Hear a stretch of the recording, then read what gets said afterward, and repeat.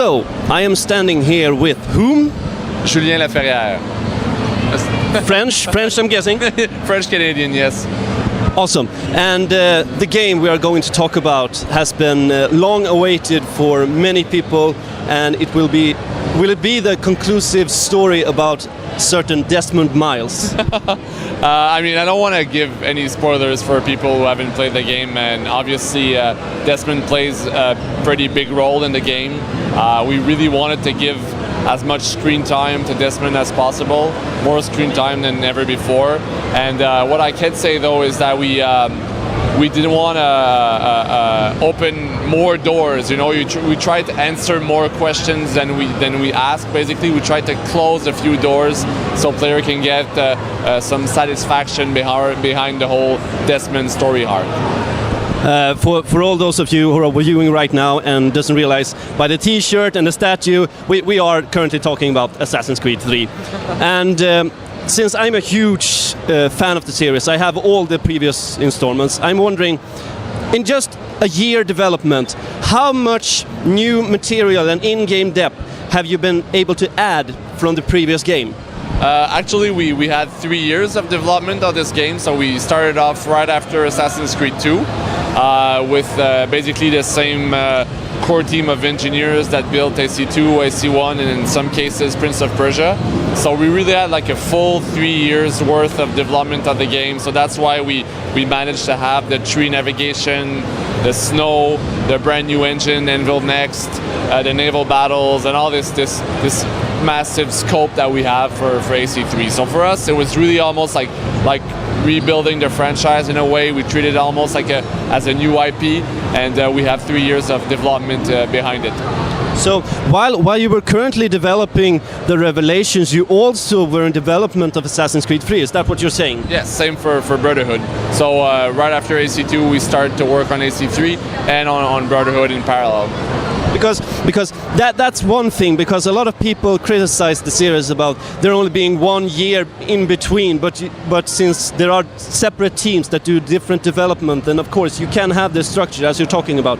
But I'm also wondering what were the key elements to bringing something that feels fresh to this installment, because it is a major release for Ubisoft this year. So I'm wondering what is the major impact? What will players feel is new, fresh, and give a certain experience that you haven't felt from the previous games? What's new and fresh? Yeah, well, it's a good question, because for us it was all about the balance. You know, like we wanted to get the game to feel fresh, but we also wanted the game to feel familiar to fans. Like, we didn't want to antagonize the fans that followed us for the previous game. So the way we did it is that we kind of revisited the gameplay pillars to say Assassin's Creed is about navigation, stealth, and fight. But we said, how can we improve the navigation?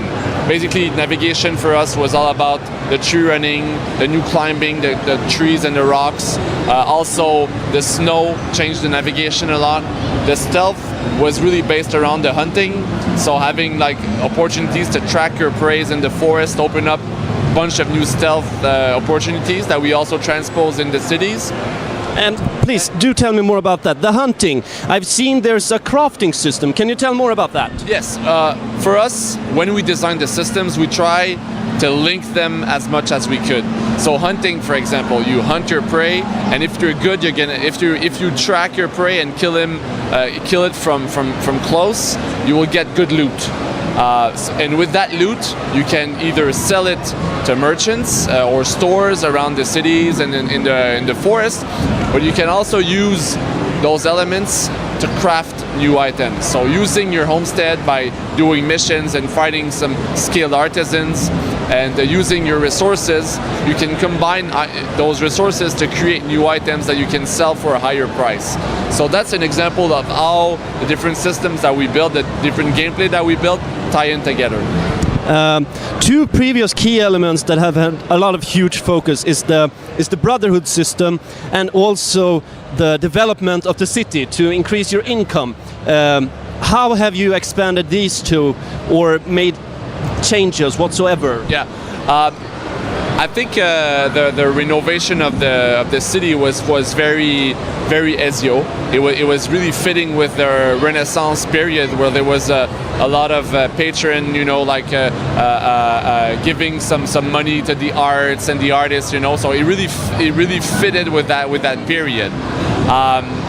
So we didn't feel it was super appropriate for Connor. Well, we really wanted to have an economy system, but at the time, it was more about the trade. So the economy system now is about trading. So it's about organizing convoys and sending them to general stores in the city. So that's how we built the economy system. It's really about trading and sending convoys. So it's really about commerce and making a profit. So it really fitted more with the period, and we felt it also fit with Connor being the defender of the people. So this fantasy of helping people and having them settling in your homestead. So that's really what the direction that we wanted to have this time around for the economy. Key characters are always important, and in previous games we've seen Ezio several times and Altair. How will Connor be unique compared to those two? For us, Altair was a warrior monk. He was driven by duty. That was his thing. He was an professional assassin in a certain way. Ezio was driven by personal revenge.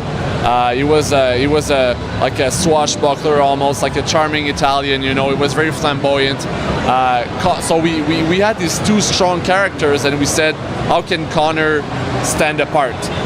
So for us, Connor is driven by justice. He's the defender of the people. It's really the way we wanted the players to feel. It's much more personal this time around, but it's not driven by your own demons or by your own goals or fears. It's more about ideals, like it's all about defending your nation or helping people in the revolution, gaining their freedom. We wanted to have big, strong teams around the character. He is more of a freedom fighter, as you say. Yes. Let's talk a bit about the multiplayer, because that was a really appreciated element in the previous games. How have you developed the multiplayer system from Revelations?